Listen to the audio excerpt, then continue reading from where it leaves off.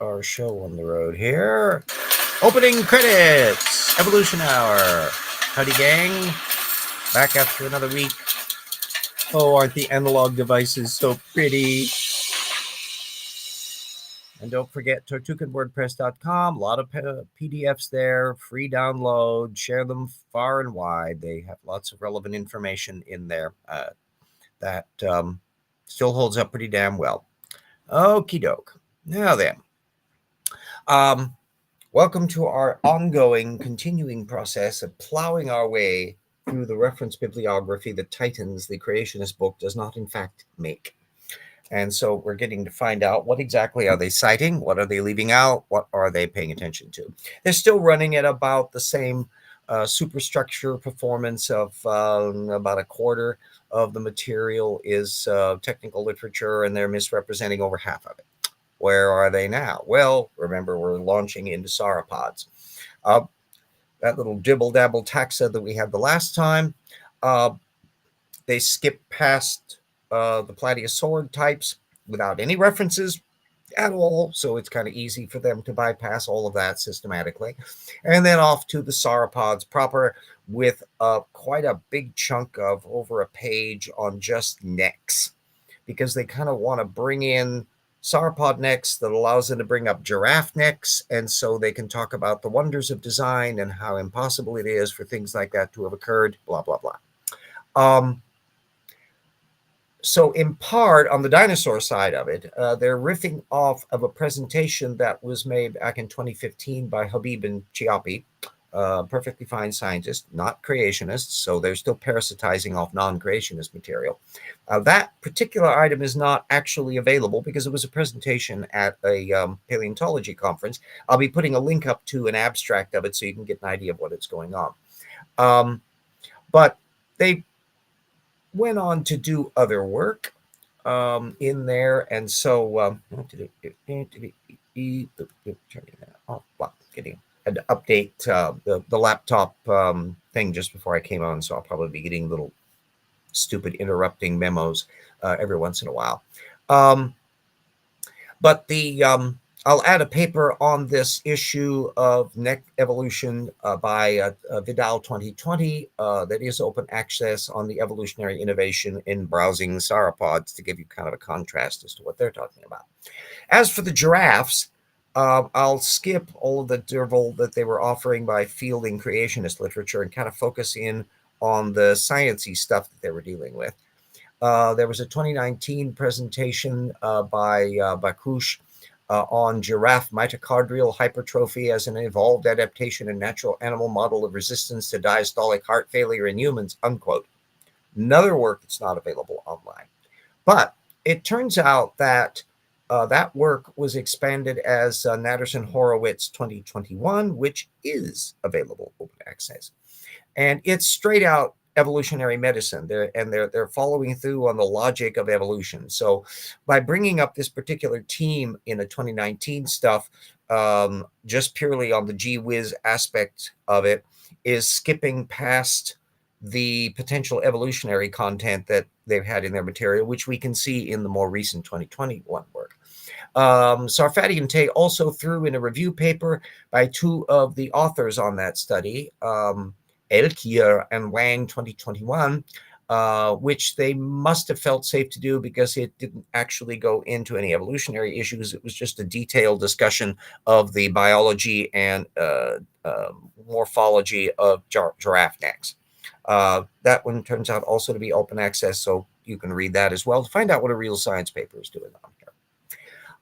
Part two of our little presentation relates to Casey Luskin and the 800 plus list of things supposedly showing that junk DNA ain't junk DNA. And as you know, every other week I'm going to be plowing through all of those. This next item on their list, preprint, a new paper by Hall et al., and I'll be able to put the information up from it, even though it hasn't actually hit publication yet, but you'll be able to read the material on how cellular systems react to the presence of blocks of ALUs one transposon.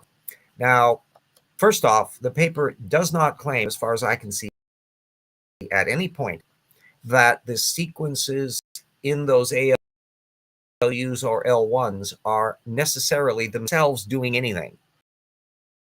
Instead, that it was in the systems to have to deal with them, and that had consequences. This was pretty obvious from two papers that the Hall paper is citing that are not, curiously enough, on Luskin's list. A 2019 paper by Sultana showing how those L1s preferentially slide into replicating cells and how naturally evolutionary selection has built on that as to how the cellular systems react to it, and how the L1s have evolved to slide in as efficiently as possible. And then a paper from 2020 by Smith, also that I'll be putting the open access, including how, quote, satellite to RNA sequesters factors into abnormal nuclear bodies in disease, potentially co-opting a normal developmental mechanism, unquote.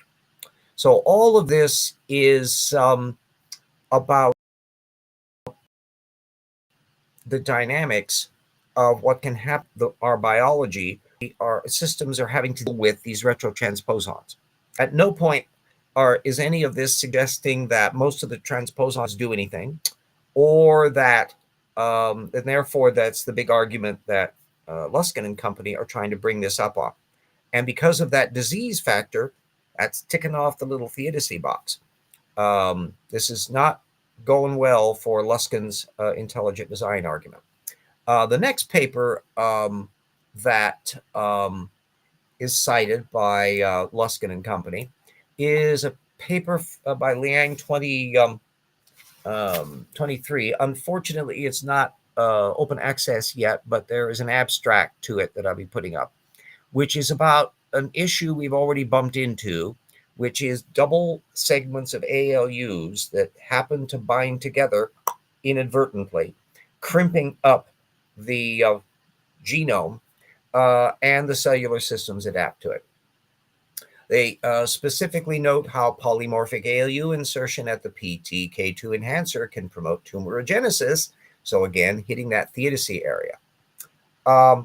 This, ironically, was immensely revealing about as soon as I was starting to looking at realizing what was going on, because just before that, I'd heard about a brand new paper on the origin, which I won't be putting links to it, but it's going to all end up. Hi, Slade. It'll be ending up mentioned in great detail in volume 2 of Rocks, because it relates to human evolution and why we primates don't have tails. Because that the presence of ALUs doing this little linkage thing that crimps off the DNA and edits stuff out is at the root of why we don't have tails, why a particular gene gets disconnected.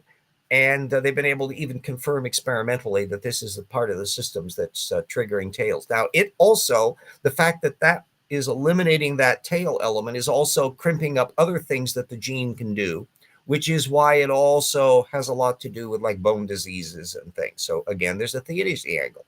So if anyone in the design movement tries to argue that our taillessness is designed, and would creationists start jumping in, or for that matter, the intelligent design angle of this, did Adam and Eve have tails or not? Joel Duff even brought this up as an ironic consideration in relation to whether or not the genes of Adam and Eve could be consistent with the idea of all of these genetic developments that have happened since then. When all of that happened.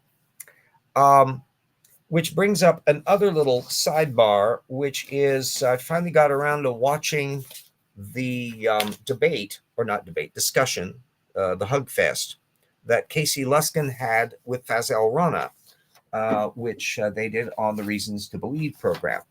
And it's about an hour and a half chat, allegedly, about the fossil record and evolution, which they took about a half an hour to get around to. There was an awful lot of sidebars on theology. The host clearly wanted to kind of get stuff out of the way in terms of like the sin debt and fall of man, and even potentially whether the second coming was going to be showing up anytime soon. I mean, it's a half hour of like, okay, which Luskin is very discreetly avoiding. And although at several times the issue of young earth creationist doctrines start coming up, and they both kind of sidestep the issue, which would be that the creationists to be arguing they have the theology on their side and they have the physical evidence on their side, and how come not? And how exactly would they deal with that? This is a general pattern that is pretty clear from the design movement, and you can see functionally reasons to believe tacitly doing the same thing, which is if you bring up the kind of topics that relate to young earth creationism, they'll change the subject to discussing why their beliefs can undermine the materialism of the evolutionists / atheists. They don't really want to address the young earth creationist thing head on. And of course, Luskin must know that there are, and it even acknowledges that there are some young earth creationists in the intelligent design movement. So tap dancing around that is really funky. But anyway, I'll give a short preface about what the heck is going on and what occurred over this material. They finally got around to the topic where, again, the moderator brought up dating methods, which is not really a thing that concerns intelligent design or old earth creationism, because they're not questioning the overall datings of things. And Reasons to Believe is perfectly happy with the dating system, and Casey Luskin is perfectly happy to say, I agree with that. So they're sidestepping the issue that there is a gigantic controversy over on the young earth creationist side about all of those dating techniques. And this ultimately is an issue of methodology, which, if you start looking at it in detail, is also being a problem for how intelligent designers and old earth creationists approach data fields, where they will be using on occasion exactly the same methodology of hair splitting that the young earth creationists do to reject radiometric dating. La-di-da. The human evolution issue turns out to be their obsession in this thing. There are a little bit times later on when they do a little skipper scapper, because clearly Luskin was just jonesing to bring up the Cambrian explosion, which he finally got around to do, and later on. And he clearly has a bunch of little authority quotes that he has on probably little files, because he had his little Apple a laptop opened up there, and he was pulling these things up and quoting with glee and various things from authority quotes that are all part and parcel of the intelligent design lexicon. That was yawn, bore. But at one point, 39 minutes in, Rana opined about the move to bipedality in human evolution, and my jaw dropped on this one. So when you look at what is required to go from a knuckle-walking quadruped to a biped, it's literally an entire rearrangement of the skeleton and musculature, even including rearrangement of bones in the inner ear.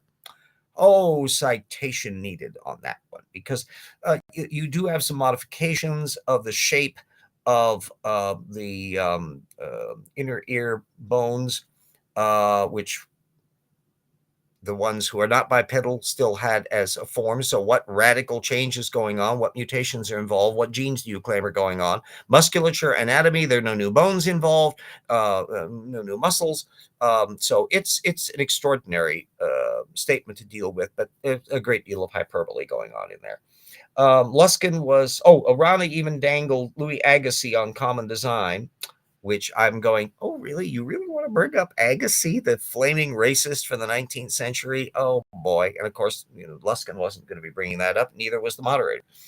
And then a few minutes later, Luskin waves his wood and collared again, which are older works, 2001 era, which is decades old. They've done work since. Have their views changed?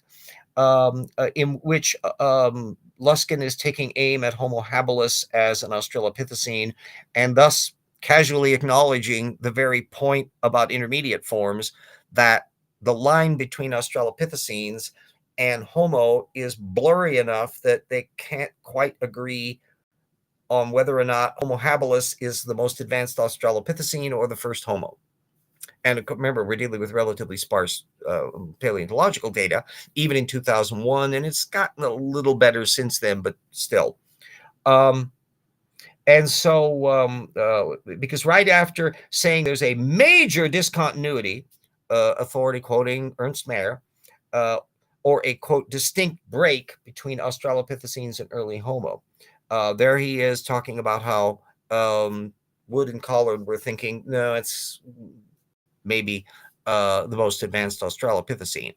So there's quite a lot of work that's arguing that it's a blurry little no man's zone, but that's because you've got a transition going on here, and the hair-splitting line between Australopithecines and that Homo habilis branch is so tight that it's arbitrary where you classify them. Remember, the whole Linnaean classification system isn't happy about transitions, because a thing is either one species or it's another species. There is literally nothing in the Linnaean system that has almost another species in between species A, species B.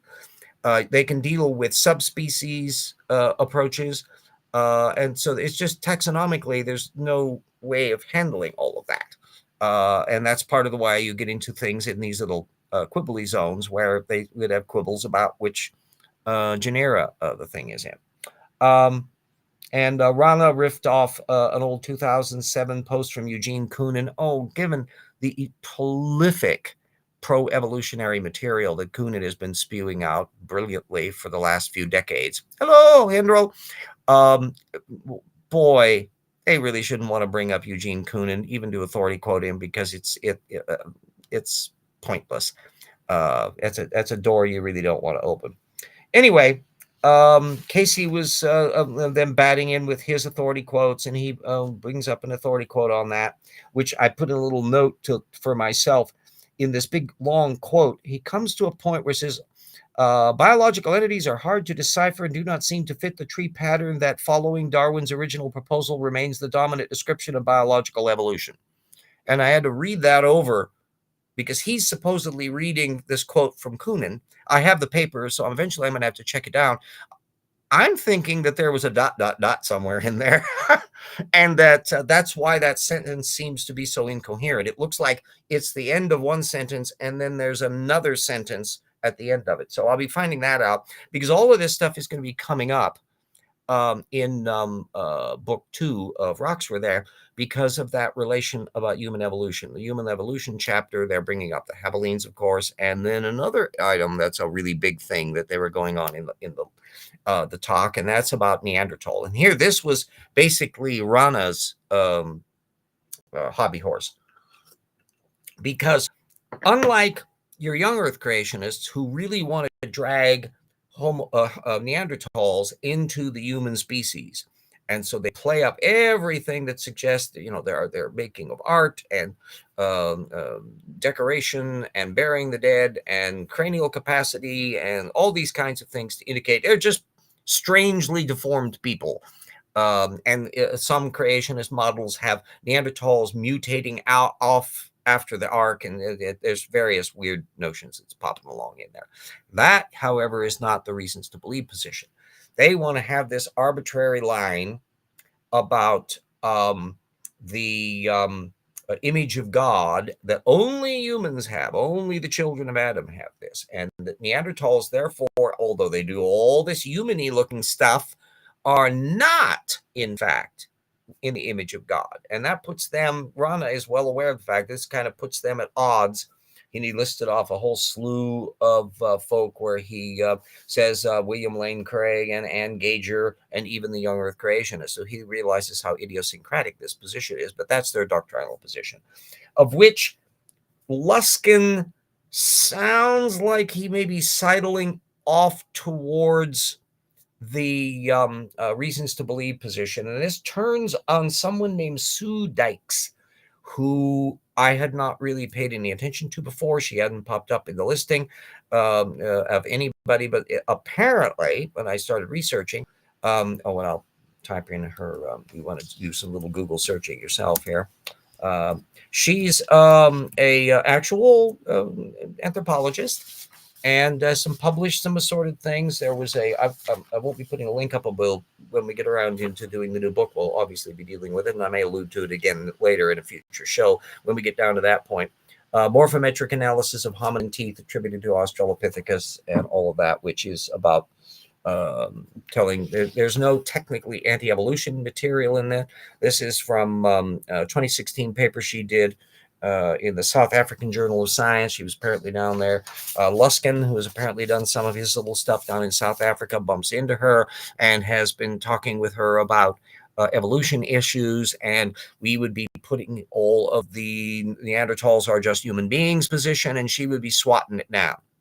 So it sounds like there's a whole backstory of what Dykes is doing in communicating in the Reasons to Believe branch of anti-evolutionism that isn't showing up in any of her public publications or showing up other than just as somebody associated with Reasons to Believe. She hasn't done any articles or postings as far as I can see anywhere on it. And the only reason I found out about this is because Casey Luskin name drops her and lists her as somebody that has easing him more towards the prospect that maybe Neanderthals are not actually part of the image of God set.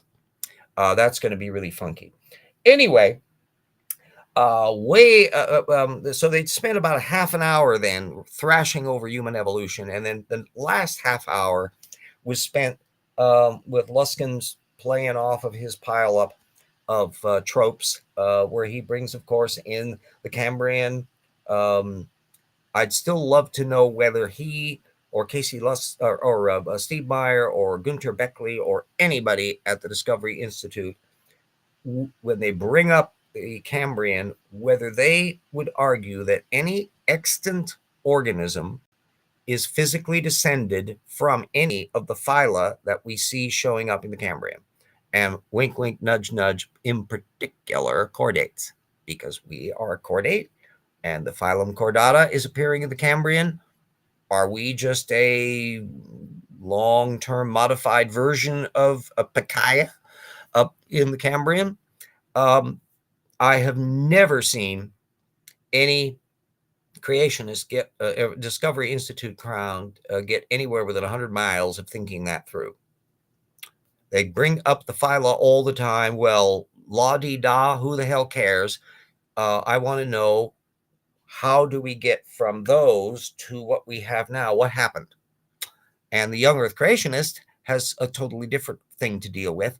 For them, it's only kinds, and virtually none of them are willing to accept phyla as kinds, except maybe in little weird critters that they don't think too much about, but they're very sparse on it.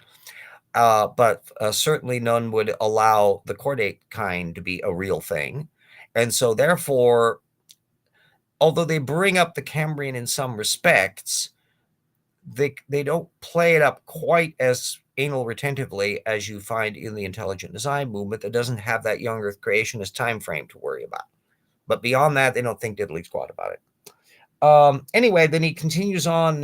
He brings up later on that mammals, supposedly there's all these lack of transitional forms for mammals. And I'm sitting there going, we skipped right past the synapsids, didn't we? Yet again. Luskin has only alluded, as I pointed out in Evolution Slam Dunk, Luskin really only dealt with the reptile-mammal transition once, as far as I know, in the intelligent design canon at Discovery Institute, when he was channeling the chapter on the topic that was in the Explore Evolution book that Steve Meyer had co-authored. And I, of course, pointed out that all the stuff that was in there is just claptrap wrong. And it's really sad junk. And all Luskin did was simply repeat the tropes and never went beyond it. And then Rana ends off the game, or almost, on the origin of eukaryotes. And then he name dropped a little detail that struck me as very interesting, that Rana says that he didn't know really anything about fossils in his early life, which I'm thinking, wow, what a lack of curiosity. Couldn't you read a damn book? But he only started getting interested in it when he read Kurt Wise's chapter from the old Moreland Three Views of Evolution book, which is an evasive material that we'll be alluding to in other parts of Wise's stuff in the new book. But the eukaryote example, he obviously detests the idea of endosymbiosis as a source for all of that. And they basically kind of wave a lot of the same material in their various apologetics that go along on there. It's made no dent at all in the regular scientific community, where, you know, a lot of this is just settled issues, and thank you, they've moved on to working out the little fiddly bit details. And finally, almost at the end of their show, then Casey waved the waiting time problem. The supposed 2 million years for a mutation thing that is basically that Behe and Snoke trope that was a non-starter at the time it was put out, and yet Luskin is still pushing the damn thing. So Dan Stern Cardinale, if you're out there, pay attention to that, because holy moly, that's one for you to weigh in on, or Zach Hancock, either one, because that's your field, the genetics area, and you've dealt with that in various contexts, and you might as well fillet Luskin again on that topic. So it was an intriguing hour and a half that didn't say anything new in the evidential front, but it did certainly drop some very interesting shoes relating to issues about reinforcing the squishy zone regarding Neanderthals, and Rana's hilarious notions about the origins of bipedality that we'll be wanting to address in greater detail in the Human Evolution chapter in Volume 2. So that kind of puts us up to speed on there. I was just spending today doing material on the chapter 5 that Jackson has done for the new book. There are only a couple more pages to go of my first pass through his chapter, plugging in all of his references and making sure the index is updated, and adding in my own background information and beefing up material, because there's an awful lot of stuff. We're going after Gunter Beckley with a vengeance, and it turns out Beckley had shot his mouth off on some of the topics even more verbosely than Jackson had been aware of, or that I had been aware of. I was unaware just how many bloody posts that guy had done on Kimberella. Holy cow. He just went on and on and on about it. And so we'll be delving into that in great detail in the new book.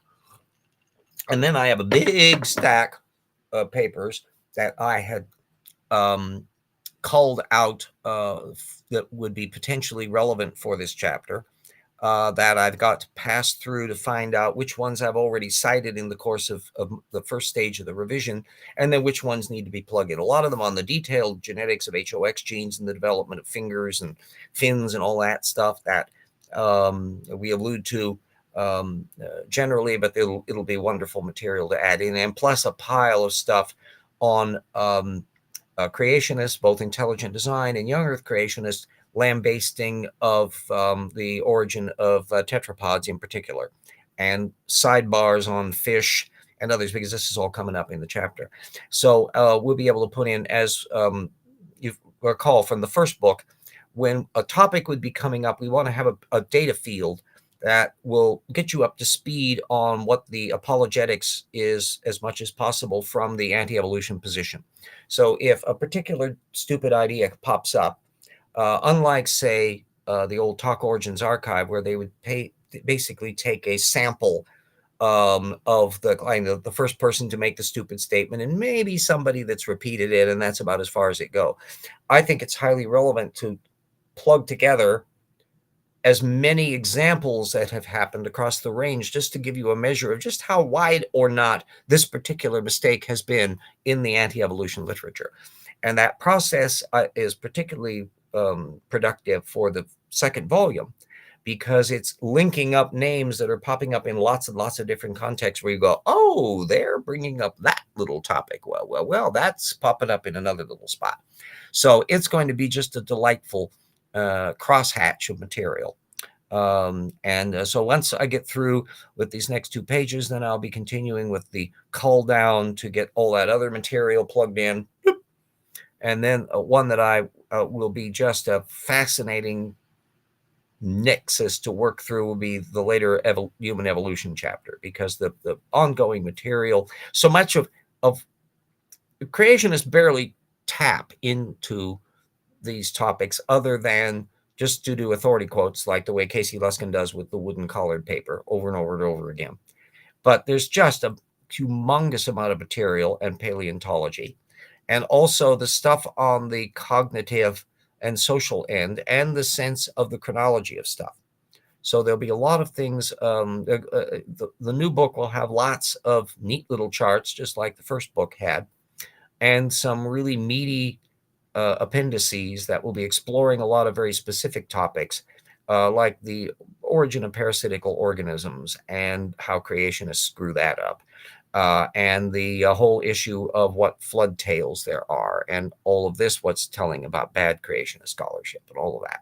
So there's a lot of material that's going to be going into the other books that will then finish off the grand plan, which is to have pretty much pulled apart 4 of the main answers books that Answers in Genesis does, and along the way suck in the backwash CMI and ICR stuff, and of course all the material from the Discovery Institute, so that in this tidal wave of data field that we'll be bringing in, it'll cover virtually all the major subject matters. And to see also, when you have a listing of all the many times a topic arises, it's sometimes revealing to see who doesn't bring it up, to say that a particular item is just never noted by so-and-so, that its absence is interesting, in the same way that criticism of young earth creationism is a non-thing at the Discovery Institute. And this was happening again with that discussion that Fazal Rana had with Casey Luskin. So anyway, that kind of gets us up to speed.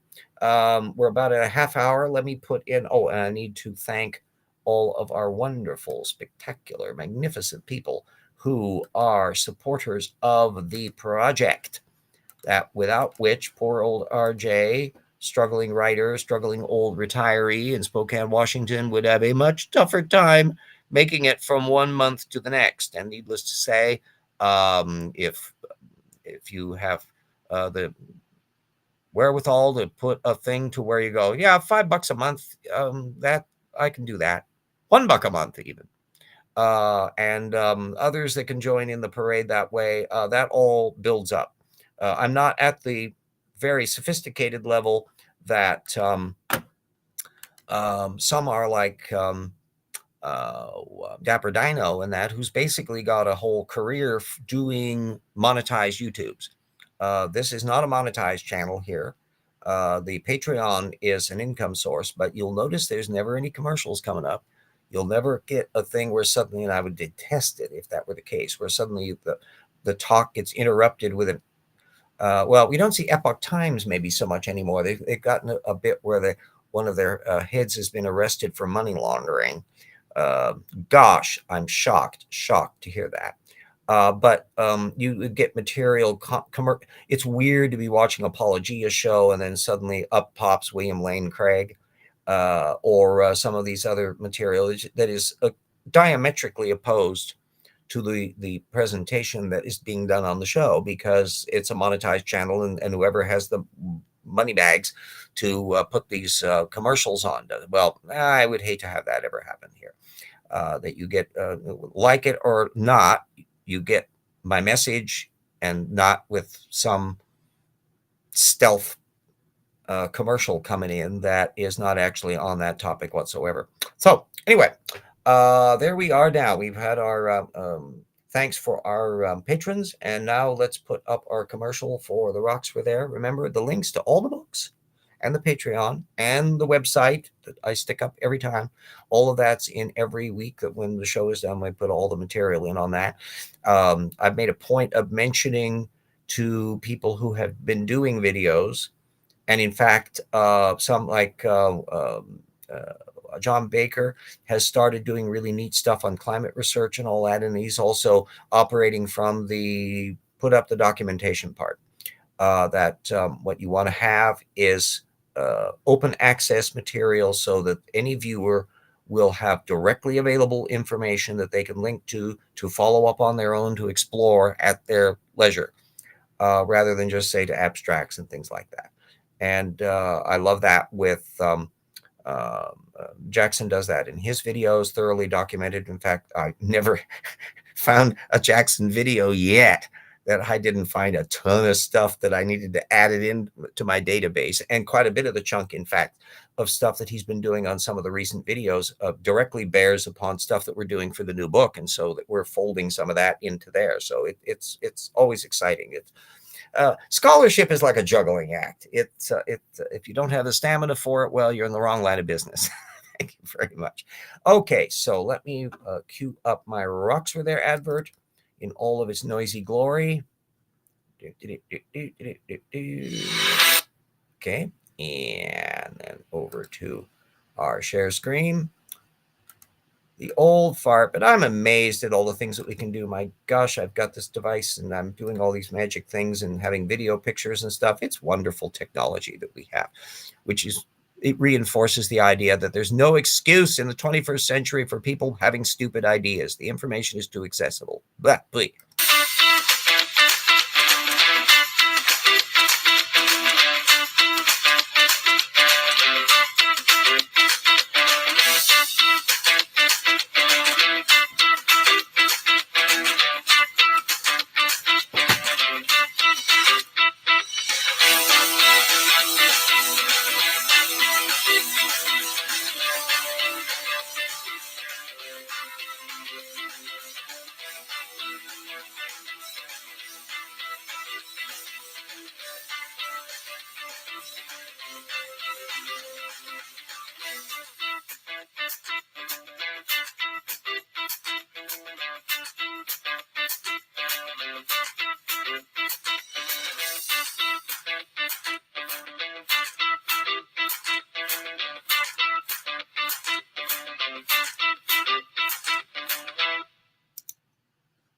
And the good old delightful click and go on the old books. Next year, then, there should presumably be volume 2 of the Rocks were there to add to the little list. That we'll be plunking that in, as well as a third Paralogs novel that I'm zinging along. Part of my brain is in the autumn of 1875 as the thought begins to plicken in the narrative of where did the rubies come from and when are they going to land in the laboratory of the sinister Thales Fortier, who figured so prominently in the second novel. So teaser. I want to get more people to get the Paralog stories. I'm very proud of them. They're rip-snorting little tales. Everybody stay safe. Watch out for the old wooden penguins.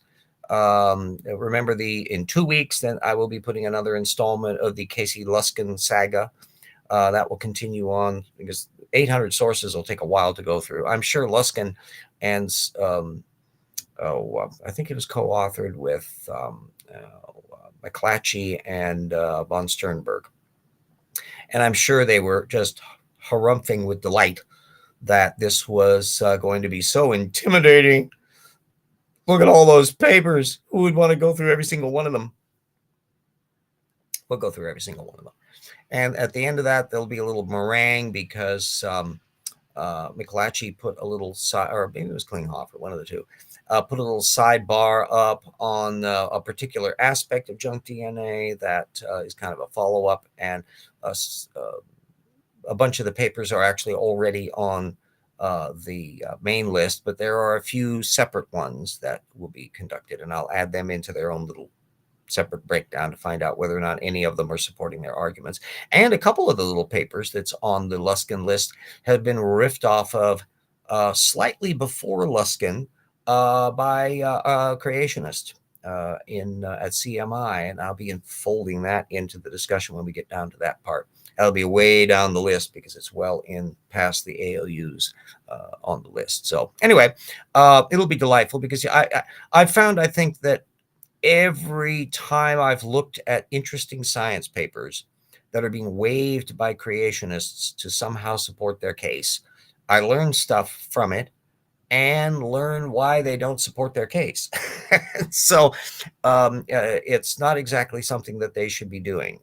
If you're trying to make an argument and overplaying your hand, oh gosh, don't do that. This is not something that it's easier just to simply harumph with dogma and then stomp off your feet. But if you try to play that detail fiddler thing, Casey Luskin is treading into the same turf that Dwayne Gish did. I regard Casey Luskin as the Dwayne Gish of intelligent design. He's a detail fiddler, where it presents all these little fiddly bit details. And Beckley is following in that same kind of thing, rehashing some of the same stuff that Luskin did on biogeography, but then pioneering his whole new layer of obfuscation on these paleontological matters that is not in his area.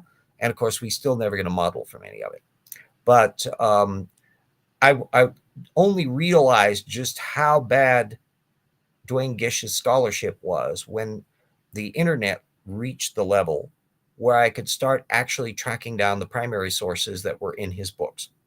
And that was always a difficulty. If you look at somebody like, oh gosh, the old anti-creationist book, I've suddenly slipped a cog on the author of it, came out like in the 1980s, and there was a re-edition of it. It's a classic. The original edition of it, is with typewritten pages format. It's the ancient days. But the guy went through methodically, to the best of his ability, tracking down these technical papers. And this would have been in the time when you would have had to have gone to physical libraries and make photocopies and that, which I had to do back in the 1990s still. But all of that's been bypassed when we can download most all of the technical science literature from one form or another, and scads of books. As those of you who have read book one will know, that you should never trust a creationist citing a source, because it's odds are they're misrepresenting it. And it may be very old material. Well, we can find that now, like we found Wiedersheim's book from the 1890s that Menton had misrepresented so egregiously on vestigial organs. And it turns out every single claim he made was wrong. That the book was a perfectly fine book. It was well written, well researched, and for the time it was very magnificent. And I was quite impressed by it. But you'd only be able to find that out if you read the damn book. And it turns out archive.org had the whole thing. So I downloaded the whole book. Well, we're doing same things with some of these older material that slipped by, that we can now find full text, and now we can track down what they're nicking and what they're leaving out, and whether or not the material is misrepresented or not.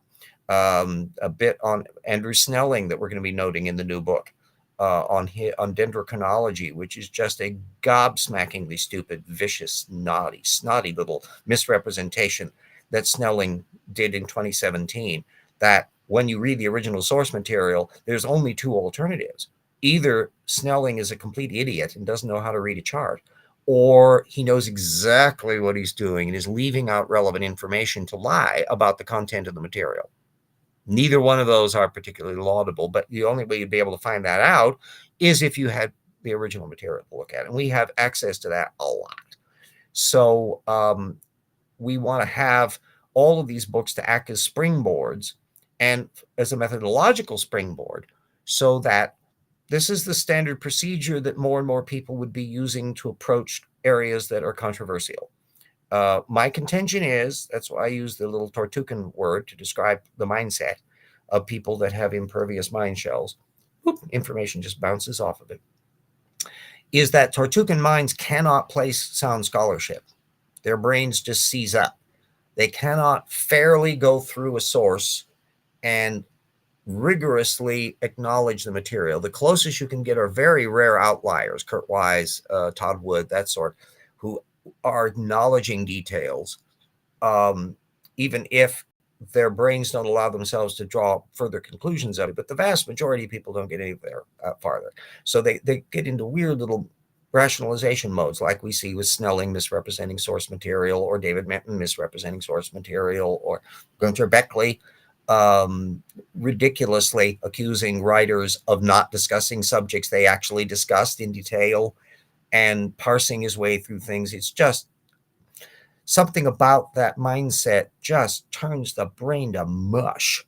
And it's a sad, pathetic little thing. Whereas sound scholarship is exhilarating and informative. You learn more, you become more honed, and you become more rigorous on things. And you can even call out people that say, well, you made a little point there, but that's not actually true. And here's why, and here's the source to do it. And then if they're rigorous and reasonable, they'll go, yeah, you're right on that, or I'll check it out, and so forth. Whereas you have the Kenthovian style, where when he is presented with criticism, we go, well, I haven't heard of that, when in fact he had heard about it. He's been mentioned quite a few times on a point, but, oh, I'll look into that next time. And of course, he never does. So it's just a dodge, in the same way that Donald Trump likes to predict that he's going to be putting forward a program in the next 2 weeks. That's a phrase that he loves to deal with. And the 2 weeks come and go. And then pretty soon he's saying, oh, another 2 weeks. And then he's going to do it. And he never does that as well. So that kind of mindset pops up not only in pseudoscience issues, but in politics and in any controversial era. One bad method to rule them all. That's one of the little mantras that I love to play with now, riffing off of Lord of the Rings.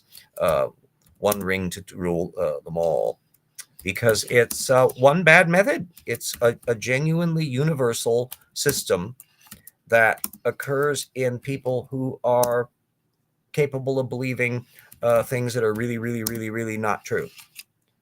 And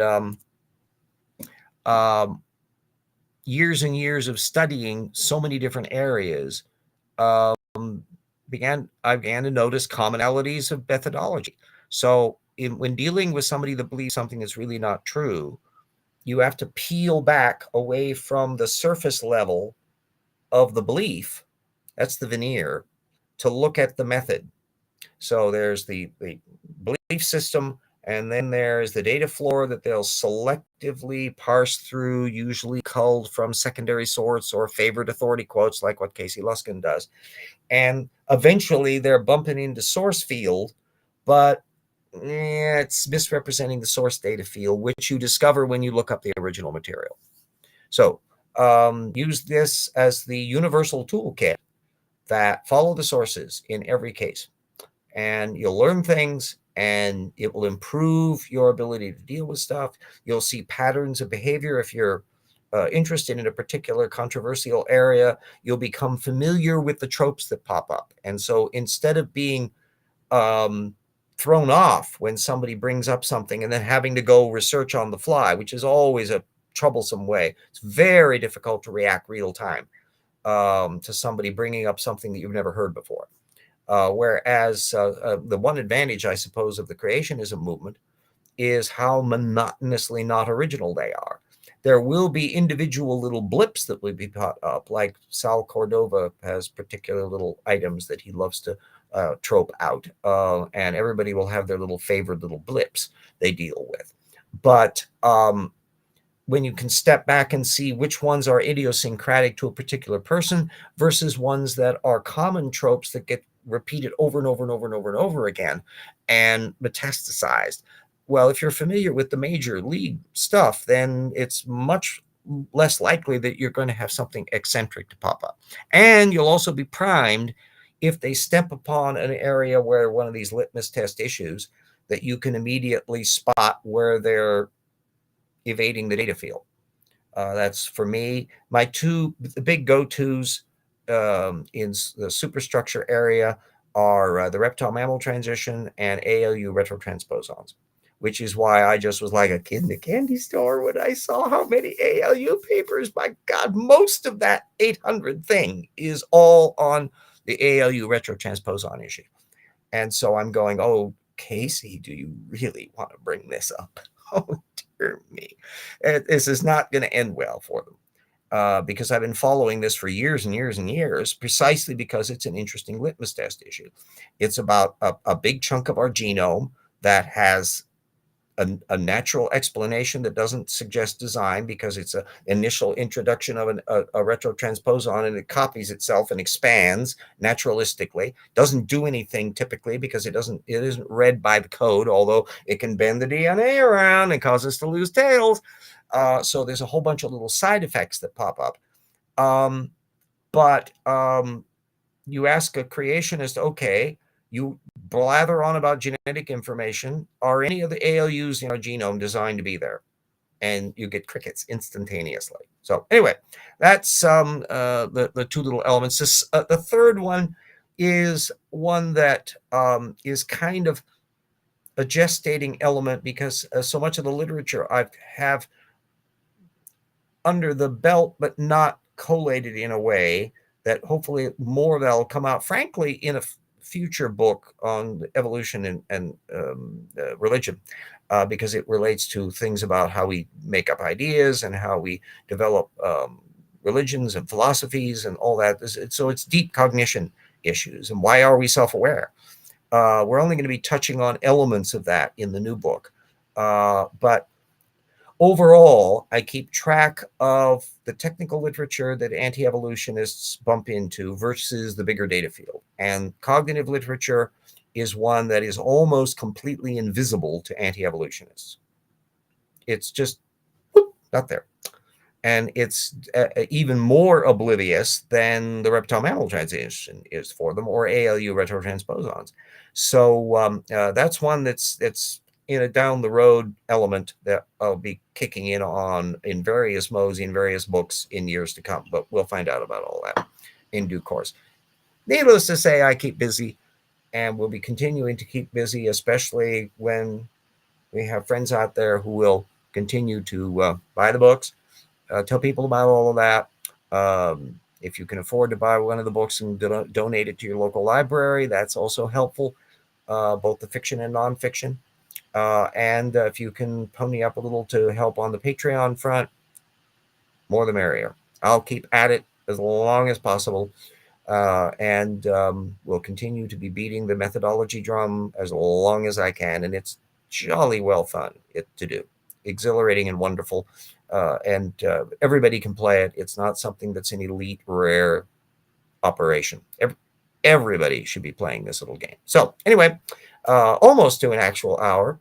We had our big commercial and all of that. So we will say bye to everybody, and we will see you next week when we will have another installment and another part 2. And then week after that, we'll be including more on our Casey Luskin show. So everybody watch out for the wooden penguins and stay safe in the heat dome and various other things. Try not to get heat stroke if you happen to be attending a Donald Trump thing in Las Vegas. Why we would want to do that, I'm not entirely sure, but nevertheless. And see you all next week, kids.